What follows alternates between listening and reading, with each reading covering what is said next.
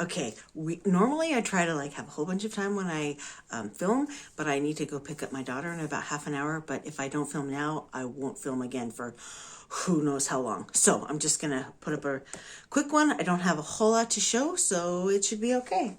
Oh, my name is Amy of Amy J's Creations. Welcome. I've had a few new subscribers, so thank you. And hi everybody who's been watching me for forever. Thank you. Okay, so I had to finish. I got another Whip Go Gold done. I will show you that. This is one of the Stitch West ornaments that I won from the very first Stitch West ever. And I was supposed to stitch that one. So here it is on my little itty bitty piece of floss. It's still got the needle in there. Ooh, this needs something behind it. It's still got the needle in there. Oh, and some thread. Now, you will say to yourself, Amy, wow, that's really close on that Santa. Yes, it is. But I think it'll be just fine. And as per usual, I added backstitching. The only thing I didn't backstitch around is the trees. I started to, but I didn't like how it made the snow look to have a little green line around there, so I left that. But I did stitch around everything else. I made a design change in that I stitched the wrong color blue in the wrong spot. But by the time I had gotten all the light blue done, I wasn't going to rip it out because the light blue is where the dark blue should be and the dark blue is where the light blue should be. But I was like, whatever, man. It's water. I don't care. So I just left it. But look how cute. Oh, it's going to be so good. So the next sometime, whenever the number is called, the last one I will do is this one. And then I will frame them all or finish them all in round. Not quite like this because I think these are done in tens, but I will probably finish them in a round version. So super cute. Happy with that. So I worked on that during the day because it was kind of a lot of color changes and like stitch a few colors in this, you know, a few stitches here, a few stitches there. So I just stitched it during the day. And then at night, when we were watching TV, I worked on this free pattern. And I'm sorry, on this thing, it doesn't say where it's from, but it is a free pattern. Super cute. I'm almost done. In fact, I thought I was done. And then I was putting away all the threads and I looked and I was like, oh, I forgot a spot. So I will show you this again with the needle in. This is all done. These are, and I would love to tell you exactly what flosses these are, but they are no-name flosses from my no-name floss bobbin box. I don't know where they came from. They're not DMC. Some of them are, I think, are JP and Coats, old ones from my mom. In fact, they could all be. I don't know. But that's there. But what's missing is all the middles of the flowers, and there's supposed to be a needle. And so what I decided I'm going to do is I have this metallic. It's a single strand metallic that I'm going to use, silver. This floss comes from, there's a store here in Europe called, it's a Danish store, so I'm gonna, or it might even be Swedish, Systern Grüne, I don't know. But it's kind of like the Target dollar spot, but slightly nicer and European version because you need to go every 2 weeks because the store has different stuff. But they have quite a good crafting section. And at one point they had a whole bunch of these metallic flosses in different colors. And so I picked them up and I think this silver will look nice. And it's slightly easier to work with. I've worked with it on another project because it's single strand. It's not like it doesn't fray as much as the DMC metallics.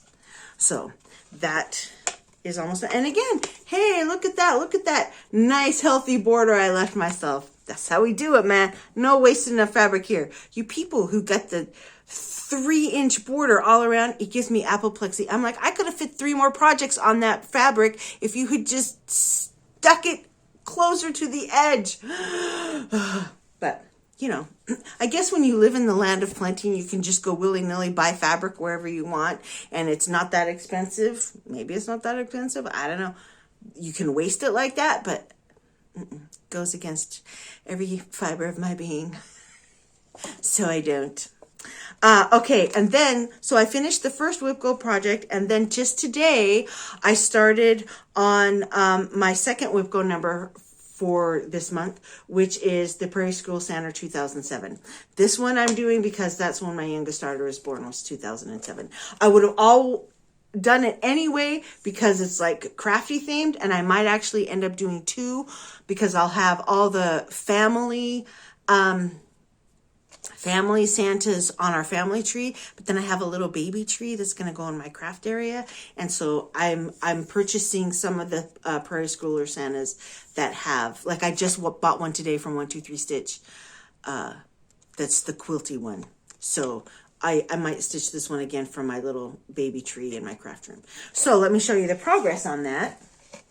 These are on, this is on fabric that I coffee tea dyed myself using the, I was playing around for the first time with the Priscilla and Chelsea thing. I think it's about a 16 count. And this one also could be 16, could be 15 count. It's not quite as big as a 14, but it doesn't seem quite as small as that one. I don't know. This one is the only one I know for sure because I bought it at the factory with the numbers. This is 40 count. I don't know the color, but it is a nice brown, and there's the Santa. So I've just worked on it today for about 2.5 hours.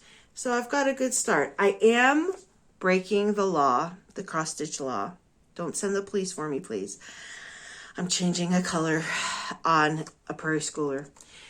The reason is, in this scarf, they have just like this creamy color, but I don't like that it's not different enough from the ecru that is used as the white. It just, and it's like the only one of the Santas that I've done that call for this color. So I changed it to the gold color. What is it? It's, hold on, let me look inside my project bag here where I have the bits. Ah, yes. I'm using 3828 as a gold color. And so I put that in the, I'm going to use that everywhere the cream is called for, just so it stands out a little. Santa looks a little weird because he's got his beard and his hat and his neck, but he's got no face. But yeah, so there is that. This is on 40 count. I'm using one strand of floss with my itty bitty needle that keeps poking me in my finger and giving me owies. But well, it's the price we pay for our craft. That's it, people. I got no finishes. I got no nothing. I am actually very impressed that I got any stitching done because all this last week I have been distracting myself. Actually, not just this week, but like a lot of last week too. Distracting myself with the fact that my son moved out under not so great circumstances, and we cleaned out his room. So first I went through all the stuff that was left in his room and kind of, you know, put it away for him. Like in bins and stuff, crying the entire, I kept breaking random. I wasn't crying the entire time, but I cried a lot. And then my husband on Wednesday, he's like, you need a break. He says, how about tomorrow you don't work in there and you just sit and watch Anne of Green Gables? And I was like, yes. So the 80s version with Megan Fellows, oh, so good. Just the first one. So only like 4 hours, 3.5 hours. I don't know how long it is. But yeah, I watched that. It was so great. Exactly what my little soul needed. And then I was able to go back in and finish up without too much crying the next day. So we've got all his stuff moved out. We've got my daughter moved, who was sharing a room from upstairs with my other daughter. We've got her moved into there. So now the only thing that's left in her new room that isn't hers. It's a little bit of my sewing stuff that is moving out into the reading room library. We had to shift bookcases, we had to shift books, and it was a great opportunity to kind of go through a whole bunch of stuff. You know, we haven't moved for 18, we've lived in this apartment for 18 years, and a lot of stuff can accumulate, even though I'm constantly trying to get rid of stuff here and there.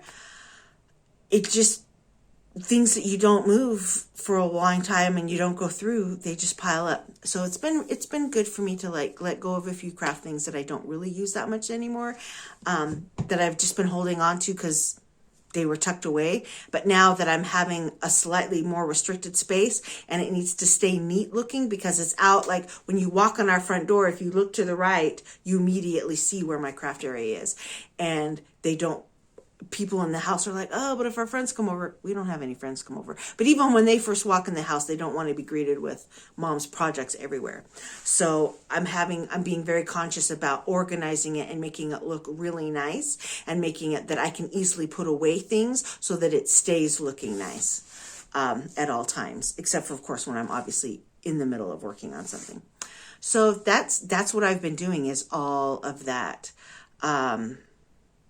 And it was a lot. There were days where I was like, went to bed so physically exhausted, I just fell right to sleep, which was exactly what I needed, because yesterday was kind of a more relaxed, easy day. And what did I do? I woke up in the night and started thinking about all stuff, and your brain just goes crazy, worrying about your kids and what their life choices are making, and boy, and all the stuff you did to mess them up, and I couldn't go back to sleep. So I got 4 hours of sleep last night because, so I'm like, okay, tonight I need to stay up kind of late. So I'm super exhausted and I just fall asleep right away, because that's the only way to turn my brain off, is just to be super physically exhausted, or just like from working out, or just like it's so late, I go to sleep. So everything's not super great, but I mean, I haven't cried okay, I cried yesterday a little bit, but like the episodes are smaller and smaller and shorter and shorter. I was telling a friend, it's not so much that it's getting better. It's just that stone in your heart, that rock in your heart that you're walking around with constantly, you get used to it. And so then it only pokes you every once in a while rather than constantly when it first got stuck in. Does that make sense? I think anybody who's dealt with grief. And the thing is, he's not dead, right? My little boy isn't dead. He's just gone away and not talking to me. So I'm hoping that eventually that will change, because we sure love him. And I hope things work out for him, as I do with all my kids, right? That's what we want. Even my dad is 93 and he still hopes everything works out for me. That's just how you do it with your kids. So there's that. Other things, very sad about the Queen. I'm super happy she was around and got to celebrate her 70th Jubilee. I think that's freaking awesome. Longest reigning monarch ever in the history of monarchs and recorded history. You go, girl. So that's awesome. Some of her kids are losers, but she seemed like a pretty decent lady. And I'm not going to blame her, because I don't want people to blame me if my kids do stuff that's not great, right? Yeah, we watched the coverage of all the people coming in to pay their respects. That was quite touching. Watched the procession as they walked down behind her casket. Yeah, it's quite lovely to see I mentioned this on Stitchy Sally's YouTube, her latest Flosstube, that it's amazing. People from, there's all different ethnicities, right? Because the English, I can't think of the word, not the Commonwealth, but like when they were colonizers and people weren't so great about that. What that did though is form like this whole mesh of people from all over who can claim that they are English and British, and they've all, lots of different ethnicities now our English, right? So that's really cool to see all of that, different socioeconomic backgrounds. You can tell old, young, and in between, all filing through, giving a little pause, a nod of respect. Really, really touching. I'm not even, like, my husband has a Canadian passport because his mom lived there as a kid. Like, we've got no skin in the game, right? Except if you go back 10 generations. But still, it just gets me a little choked up. It's really sweet and touching to see how that can pull everybody together. And I hope it is a time of healing and, yeah, restoration and a new start for the people there.